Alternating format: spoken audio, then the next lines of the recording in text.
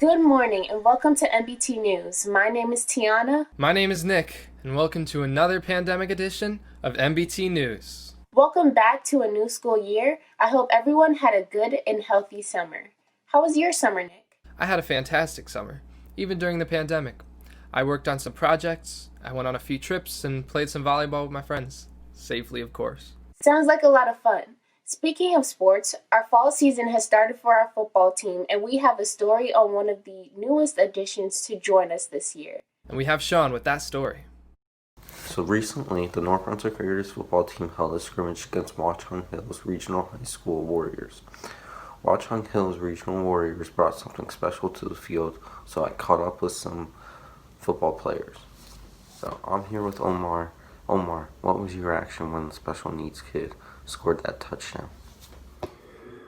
My reaction to seeing that kid score a touchdown was to simply cheer him on and smile.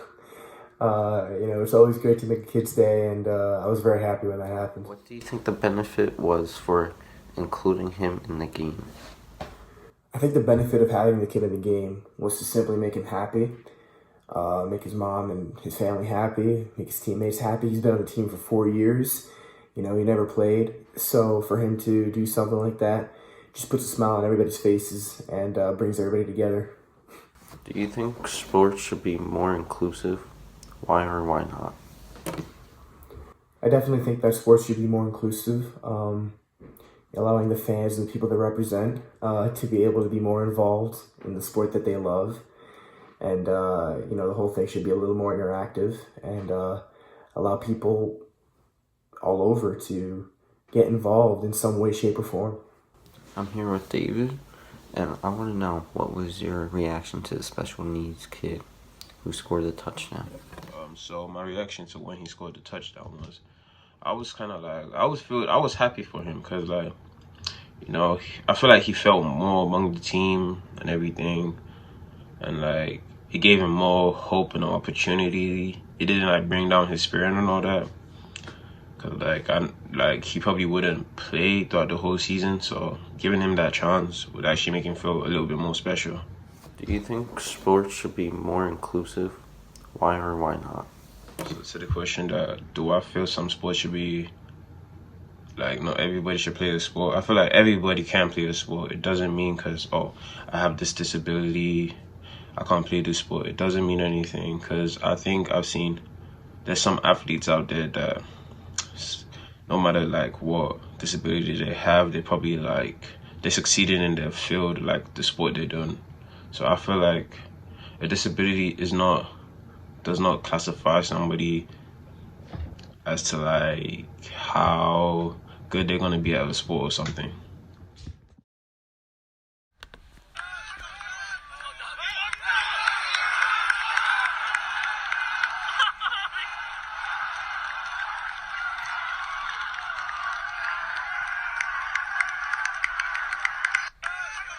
Hey Tiana, are you an athlete? Yeah, actually, shout out to the Lady Raiders basketball lacrosse team.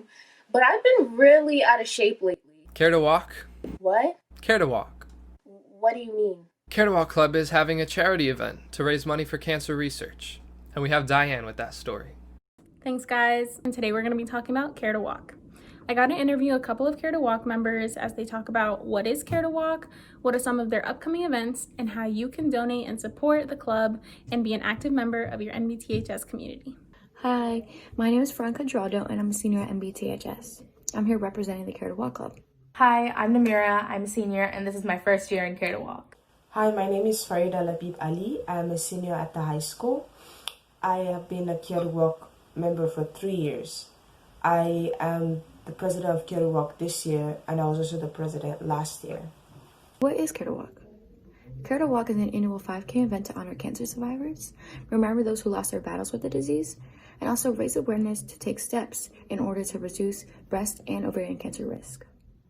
So unfortunately, the Care to Walk / run has been affected by COVID-19 as well, and we can't do that 5K that we do every year, but we are doing an event on October 25th from 9 a.m. to 11 a.m. at Middlesex County College called Making Strides Against Breast Cancer. And basically what we're going to do is decorate all of our cars in pink and drive up to Middlesex County College to show our support to breast cancer awareness. We are also going to have other events after the Making Stride. We're going to have the You've Got Flocked. There's also the Snapchat filter competition. We're also gonna have the Grow Your Hair Pink during the spring. So ladies and gentlemen, grow your hair.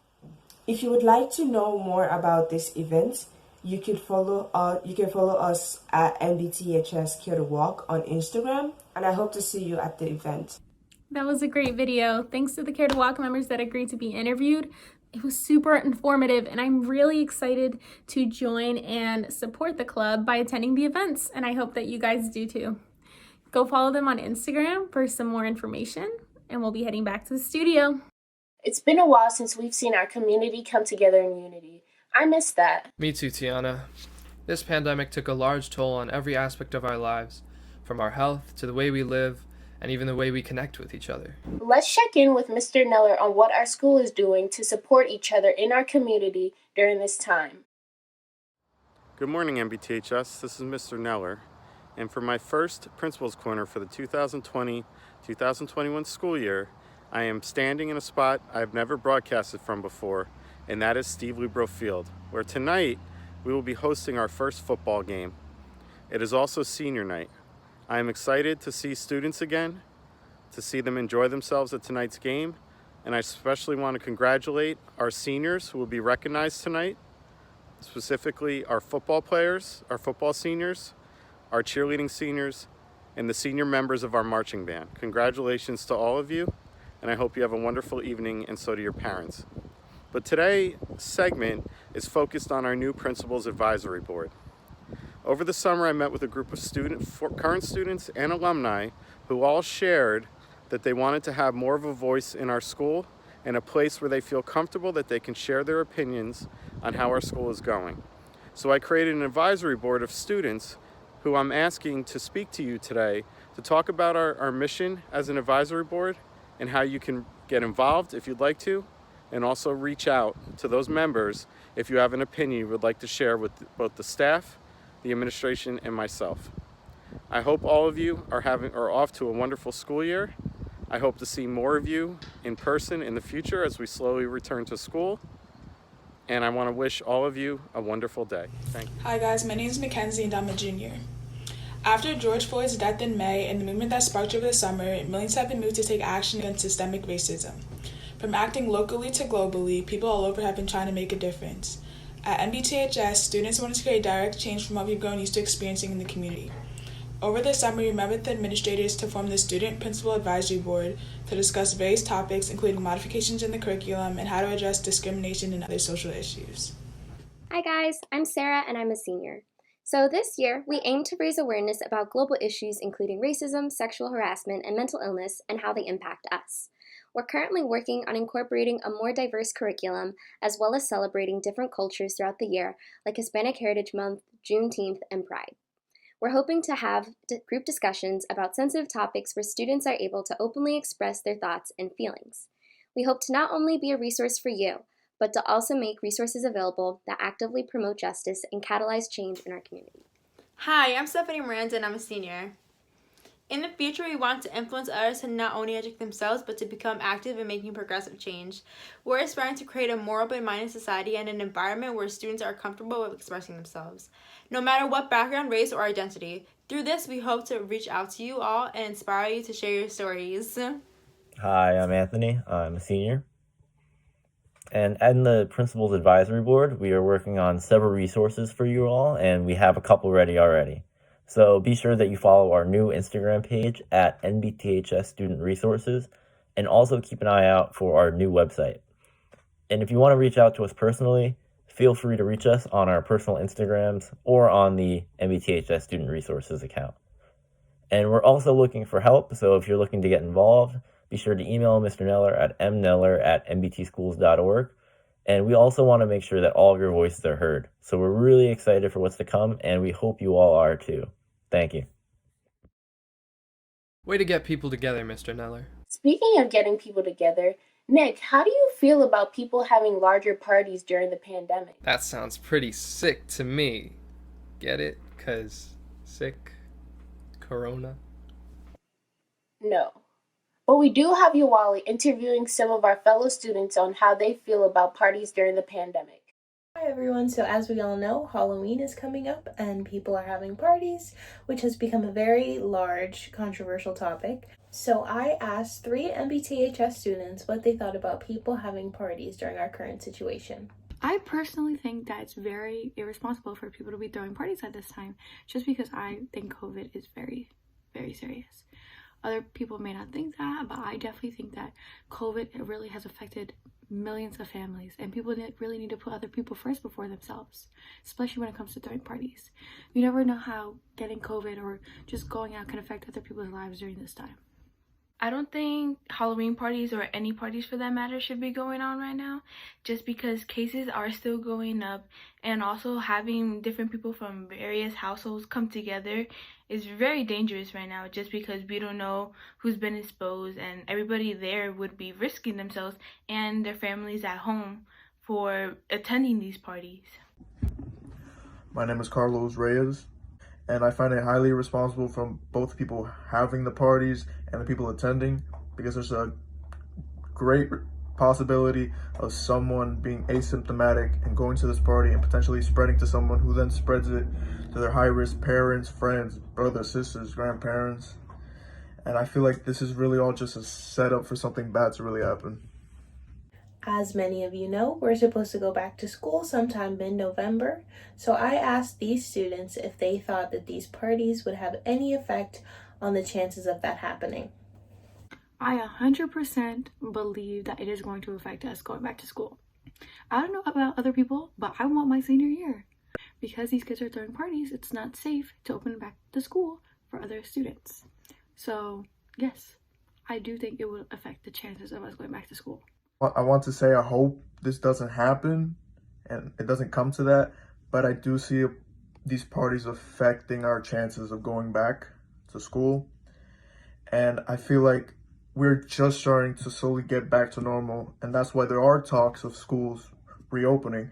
But I feel like these parties are just making us take 5 steps back, because there's a great possibility that our cases are going to go back up, causing schools to have to stay closed, and I feel like that's really going to be an issue. I do think these parties affect our chances of going back to school, just because we don't know if a student came out of that party sick and they were to come into the school where in their classroom there's 20 plus kids alongside the teacher, and then they would be putting everybody else at risk. So I don't think it's really necessary to be attending these parties right now, knowing that things aren't all right for us to be out and about. As you can see, there's a very shared opinion on how everyone views these parties, so hopefully everyone's on the same page. I couldn't even go to a party if I wanted to. School is taking up 100% of my time. Sounds like you're pretty swamped. How do you manage all your time? Time management, Nick. That makes sense. Here's Kevin with our next story on time management during the pandemic. Hello NBT. Today we're talking about how scheduling is working around in the pandemic for people with school and any other things that's going on in their life. So we're going to start with me.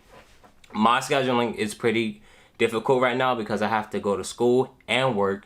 I have to go at work right after school. So by the time school is out, I have to get ready and go to work until like 10:30 at night, and then come off, and then I have to do homework late at night, then do the same thing over again. And scheduling can be kind of difficult, but I'm really not doing that too much right now. We're all staying home during the coronavirus. But let's see what other people got to say. Schedule during corona and virtual learning has been difficult, I guess I could say, only because like most people, even though it's virtual learning and everything, most people have like a study hall or like classes where they have more of a break time other than the 10-minute breaks before each class or our lunch break. And I don't have any. I just have straight classes, and at the same time it's different and it's like hard because the teachers, like they have to get through a lesson as fast as they can, but at a good pace where the students can understand. And me being me, I have a difficult time understanding like certain lessons, especially at a certain pace. But most likely, like, my schedule's good, but every here and there it could be a lot. I worked since the beginning of quarantine and still managed to go through school. I just had to figure out the time management and figure out how was my schedule going to work with this whole pandemic, still working and still going to school, but going to school differently.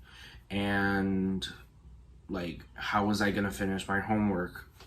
What was I going to do? What was I going to do if I had to try to find another job? I had no clue, but trying to figure out that time management really helped me out. And now I go to school, do homework, go to work, and I all have a schedule for it, and I work completely fine with it. So everything has been going great for me right now. So yeah. It's pretty hard for students and teachers at a time like this, especially if they have extracurriculars and activities outside of school. Hey Nick, I know you're in a band. How have things been going for you guys during the pandemic? We actually haven't done much since Corona, but weirdly, we have no upcoming events to give you guys, but I hope everyone stays safe and stays positive. Make sure you wash your hands, wear a mask, and follow any other guidelines to keep yourself protected. That's it for this month's NBT News. See you next time.